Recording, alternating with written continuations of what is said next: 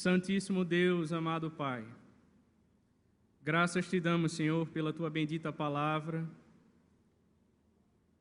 pelo teu santo dia, pelo privilégio que o Senhor nos dá de estarmos aqui reunidos essa manhã. Pai, a minha oração é que, como nós cantamos, que o Senhor me encha, que o Senhor me use, que o Senhor me transforme, que o Senhor nos renove. A minha voz pode alcançar apenas os ouvidos, mas que o Senhor faça com que essa palavra encha as nossas mentes e os nossos corações. Sejamos edificados pelo Senhor, consolados pelo Senhor, fortalecidos pelo Senhor, guiados pela tua santa palavra. É assim que nós te oramos, ó Pai. Em nome de Jesus Cristo. Amém. Assim, com as ideias compostas, tranquilas, entrego-me ao sono que dás. Tua mão, bem seguros, conserva meus dias, e ao sono me entrego em paz. Essas palavras poéticas foram escritas por Charles Haddon Spurgeon, e elas elucidam bem a ideia desse salmo. Queridos irmãos, quando comparamos as palavras desse salmo com as do salmo anterior, é inevitável chegar à conclusão de que ambos tratam da mesma situação na vida de Davi. Você vai perceber que em ambos os salmos, o Salmo 3 e o Salmo 4, ele se refere a seus muitos adversários, à sua angústia, à sua glória, ao seu clamor, ao deitar-se e ao dormir. A diferença é que no Salmo 3 é um salmo matutino, enquanto o Salmo 4 é vespertino. O Salmo 3 é a oração da manhã. O Salmo 4, Davi ora ao anoitecer. E o contexto histórico, irmãos, encontra-se na introdução do Salmo 3. Davi fugindo de seu filho Absalão. Interessante que essa palavra no hebraico, Absalom, significa o pai da paz. No entanto, ele entra em guerra com o próprio pai. E você deve lembrar, segundo Samuel 15, Davi precisa fugir às pressas do palácio, na calada da noite. Diz o texto que ele subia ao Monte das Oliveiras, chorando bastante, com a cabeça coberta e com os pés descalços, pois o seu próprio filho queria o seu trono, e ele colocou todos em Israel contra ele. Mas é interessante, irmãos, como Davi podia transformar a sua aflição em cântico para a glória de Deus. Aqui o mestre de canto é mencionado pela primeira vez no Saltério e volta a aparecer no título de 53 salmos. Ele era o ministro do louvor e o responsável por guardar os salmos sagrados do tabernáculo e do templo. Termo hebraico neginot significa acompanhado por instrumentos de cordas e se refere à harpa e à lira. E Deus nos ensina, irmãos, através desse salmo, qual deve ser a nossa atitude em tempos de crise. Em primeiro lugar, olhe para o Senhor. Veja comigo o verso 1. Responde-me quando clamo, ó Deus da minha justiça. Na angústia me tens aliviado. Tem misericórdia de mim e ouve a minha oração. Imperativo ouve é um clamor ardente e aflito, cujo anseio é: responde-me.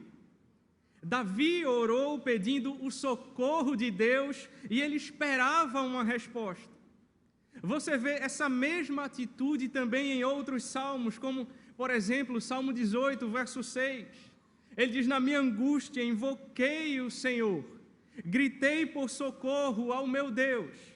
E ele do seu templo ouviu a minha voz e o meu clamor lhe penetrou os ouvidos. No Salmo 50, o verso 15, o Senhor diz: invoca-me no dia da angústia, eu te livrarei e tu me glorificarás. O Salmo 145, verso 18, diz: perto está o Senhor de todos os que o invocam, e de todos os que o invocam em verdade, Ele acode à vontade dos que o temem, atende-lhes o clamor e o salva. Quando Davi ainda era jovem e enfrentou o exílio, tinha consigo um sacerdote para consultar Urim e Tumim e saber a vontade de Deus, mas não na rebelião de Absalão. Quem sabe hoje você está sozinho, você não tem ninguém, mas você tem a Deus. Clame a Ele. Responde-me quando clamo, ó Deus da minha justiça. A expressão Deus da minha justiça indica não apenas que Deus é justo e fará o que é melhor, mas também que a justiça do rei é proveniente de Deus. E, portanto, Deus há de justificá-lo. Por certo, Davi estava sendo disciplinado por sua desobediência, mas Deus havia perdoado seus pecados. Deus havia chamado Davi para ser rei, e somente Deus podia justificá-lo. Davi lembra o Senhor do livramento que lhe concedeu em várias ocasiões do passado, e por isso ele diz: na angústia me tens aliviado. E por isso ele crê que Deus pode livrá-lo de novo. Será que você consegue se lembrar de todas as vezes que Deus já te livrou no passado? Das angústias que você já passou na vida? De situações adversas, de situações que você talvez disse para si mesmo: pastor, acabou, não tem mais jeito. Mas Deus cuidou de você, Deus segurou firme na sua mão, Ele te guia com o seu conselho eterno e depois o recebe na glória. Tenha fé, meu irmão. O Deus que te livrou no passado, ontem e hoje, é o mesmo e o será para sempre. Ele não muda, Ele é fiel às suas promessas, Ele tem uma aliança com o seu povo. Na angústia me tens aliviado. O termo angústia refere-se a uma situação sem saída. Está encurralado num lugar apertado. Mas Deus o tem aliviado, o colocado num lugar espaçoso. É essa sensação de alívio. Por isso que Davi disse também no Salmo 18, verso 19: trouxe-me para um lugar espaçoso, livrou-me, porque Ele se agradou de mim. Alargaste sob meus passos o caminho, e os meus pés não vacilaram. O Salmo 25 também diz: alivia-me as tribulações do coração, tira-me das minhas angústias. Davi sabe que não merece ajuda alguma do Senhor, mas ora com base na misericórdia e no favor de Deus.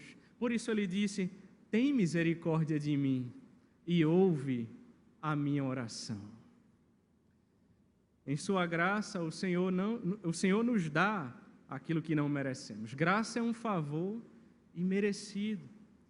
E em sua misericórdia não nos dá aquilo que merecemos. Davi merecia o aperto, mas Deus trouxe alívio para sua alma. Segundo lugar, confronte o inimigo, versos 2 e 3.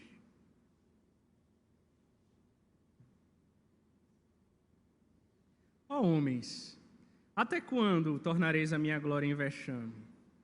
E amareis a vaidade, e buscareis a mentira. Sabei, porém, que o Senhor distingue para si o piedoso, o Senhor me ouve quando eu clamo por ele. Davi não estava presente quando a revolta ocorreu, mas falava àqueles que se voltaram contra ele, declarando Absalão rei. O termo homens aqui refere-se exatamente aos líderes corrompidos por Absalão e que com ele fizeram o povo se desviar. Davi entendia o seu raciocínio e ele sabia como Absalão os enganou. No Salmo 3, nós vemos que Davi entendia que não possuía glória alguma em si mesmo, pois toda a glória provém do Senhor. É por isso que ele disse no Salmo 3, o Senhor é a minha glória. Mas a multidão entusiasmada seguia a vaidade e pagaria caro por seus pecados. Presta atenção. Quando seguimos coisas vãs e acreditamos em mentiras, meus irmãos, sempre acabamos nos perdendo. Por isso, muito cuidado com aquilo que você ouve. O povo não está apenas depondo um rei, mas também lutando contra o Senhor Deus, que colocou Davi no trono. Por certo, Absalão não é um homem de Deus, e também não foi escolhido por Deus para governar sobre Israel. Na verdade, após darem ouvidos às bajulações de Absalão e às suas promessas enganosas, os rebeldes passaram a seguir um falso Deus. Veja que Davi não tentou entrar em acordo com os rebeldes. Sabia quem eram e os exortou. Mas veja, mesmo que uma multidão, nas palavras do salmista, torne a sua glória em vexame, profiram mentiras e coloquem o seu nome na lama. No verso 3 ele diz, sabei, porém, que o Senhor distingue para si o piedoso. O Senhor distingue para si o piedoso. Opiniões são importantes, irmãos. Mas certa feita, alguém muito sábio disse, sabe qual é a opinião mais importante para a sua vida? É a opinião de Jesus. Porque Ele conhece você. Ele sabe verdadeiramente quem você é. Ele guarda aqueles que são seus. E Ele te ouve quando você clama por Ele.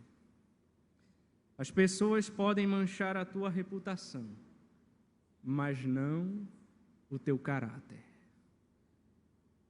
Por isso, zele por um caráter santo diante de Deus. Essa deve ser a tua maior preocupação. Terceiro lugar, encoraje os seus amigos, versos 4 e 5. Irai-vos e não pequeis. Consultai no travesseiro o coração e sossegai.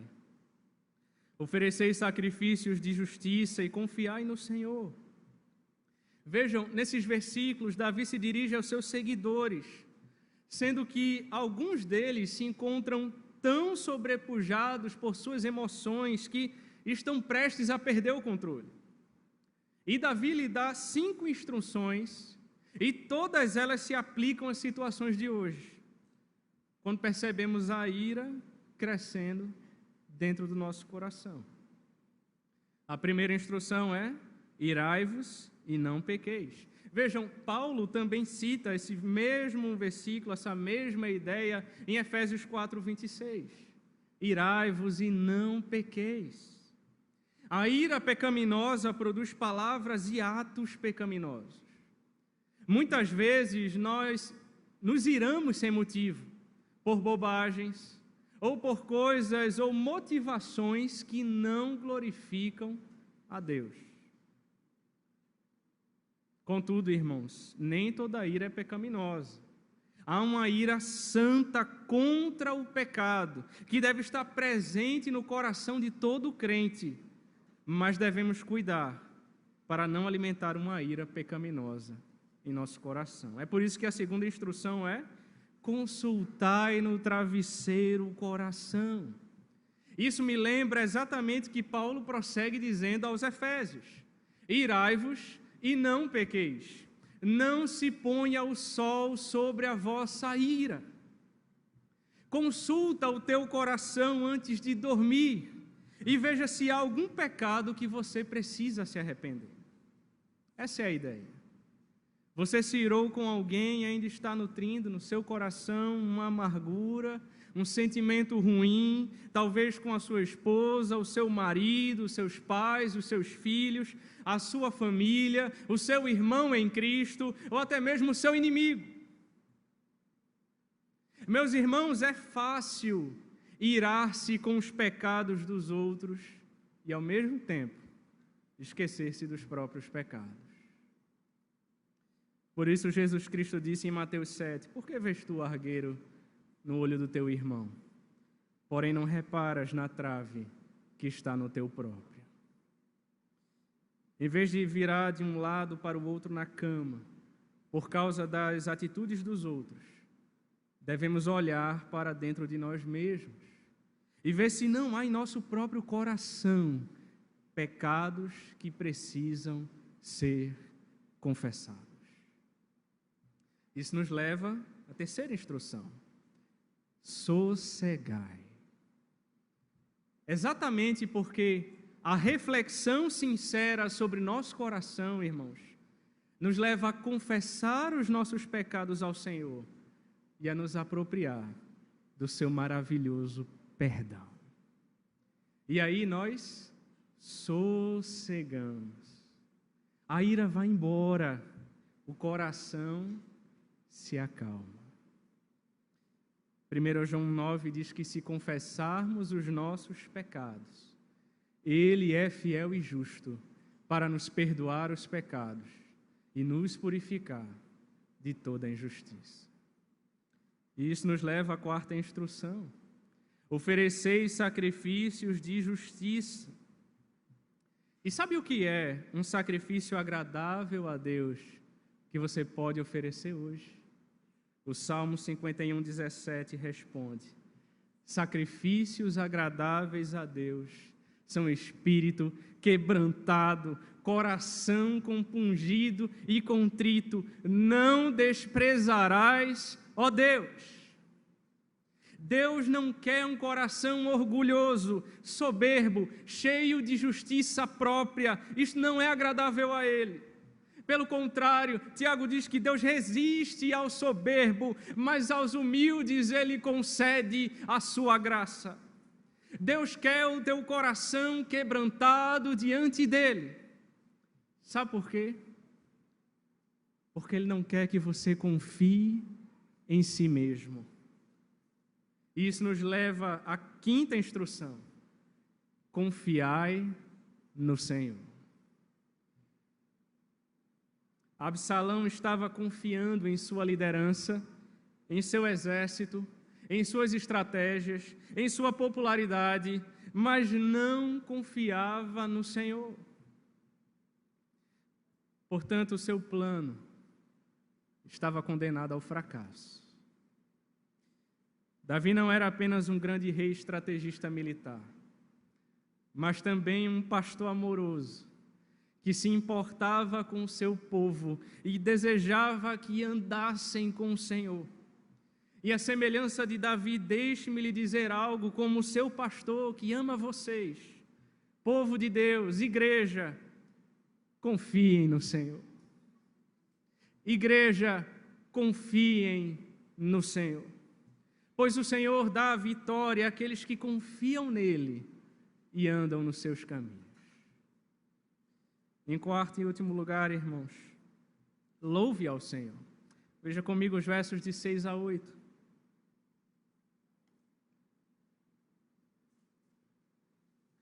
Há muitos que dizem: quem nos dará a conhecer o bem? Senhor, levanta sobre nós a luz do teu rosto. Mais alegria me puseste no coração do que a alegria deles, quando lhes há fartura de cereal e de vinho. Em paz me deito e logo pego no sono, porque, Senhor, só Tu me fazes repousar seguro. Os líderes de Davi relataram ao rei aquilo que muitos do povo estavam dizendo. Portanto, ele sabia que sua gente estava desanimada. A pergunta aqui, quem nos dará a conhecer o bem, significa como gostaríamos de ver algo de bom acontecer. Ou será que essa situação pode redundar em algo de bom? Ou ainda, Quem pode nos tirar dessa situação terrível? O tempo do verbo hebraico aqui indica que essas palavras de desânimo são repetidas continuamente, dia após dia, pelos queixosos. E que quanto mais eles se queixam, mais tensos deixam os outros.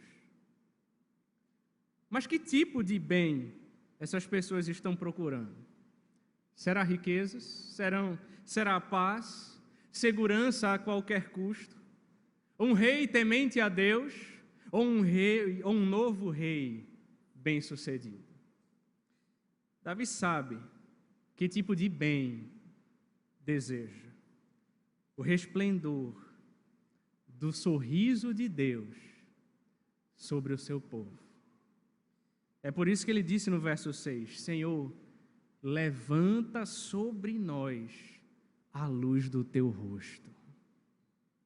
Ver o rosto glorioso de Deus e estar certo de que Ele se agrada deles será mais do que suficiente. Essa declaração refere-se à bênção sacerdotal em Números capítulo 6. O Senhor te abençoe e te guarde. O Senhor faça resplandecer o rosto sobre ti e tenha misericórdia de ti. E o Senhor sobre ti levante o rosto e te dê a paz.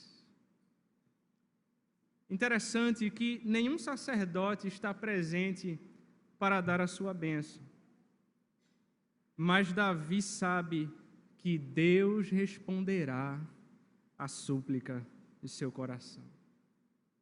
O rei quer ver o Senhor transformar as trevas em luz. E é exatamente isso que Deus faz. Porém, não apenas as trevas de Davi transformam-se em luz, mas também o seu desânimo é substituído por alegria. É por isso que ele disse, mais alegria me puseste no coração do que a alegria deles, quando lhes há fartura de cereal e de vinho. Os israelitas alegravam-se grandemente em festas e em tempos de colheitas abundantes. Mas a alegria que Deus concedeu a Davi foi maior do que qualquer outra coisa. Na verdade, a nossa alegria em Deus não depende de coisas. A alegria do Senhor é a nossa força. Por fim, Davi louva a Deus pela paz que o Senhor colocou em seu coração, antes mesmo da batalha ser vencida. Ele diz no verso 8, em paz me deito, e logo pego no sono, porque, Senhor, só Tu me fazes repousar seguro. Davi descansa no Senhor. Davi descansa no Senhor, porque sabia que Deus era o seu escudo. O termo hebraico para paz, shalom, significa muito mais do que ausência de conflitos, irmãos. Dá a ideia de adequação, de confiança, de plenitude de vida. Certamente o Senhor estava lembrando a Davi, Deuteronômio 33, verso 12. O amado do Senhor habitará seguro com ele. Todo dia o Senhor o protegerá e ele descansará nos seus braços. Ele descansará nos braços do Senhor. Igreja, em meio à crise, jamais esqueçam, vocês são um povo amado do Senhor. Todo dia, Deus estará com vocês. Descansem nos braços dele, pois na angústia me tens aliviado. Na angústia me tens aliviado. Feche os seus olhos e vamos orar.